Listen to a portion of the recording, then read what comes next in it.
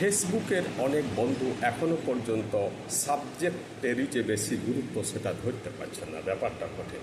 তার জন্য আরেকটা দৃষ্টান্ত দিচ্ছি। মনে করুন ডাক্তারবাবু আপনার একটা অপারেশন করছেন। এবার এই অপারেশন থেকে আপনার ব্যথা যন্ত্রণা হবে।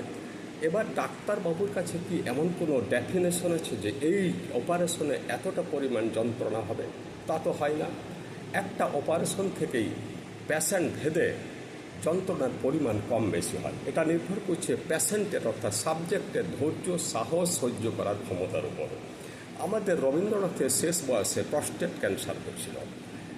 সব ডাক্তারবাবুই বলছেন অপারেশন করতে হবে, কেবল একজন ডাক্তার বলছেন এবং রবীন্দ্রনাথ বলছেন না যে কাটা ছেঁড়ার প্রয়োজন নাই।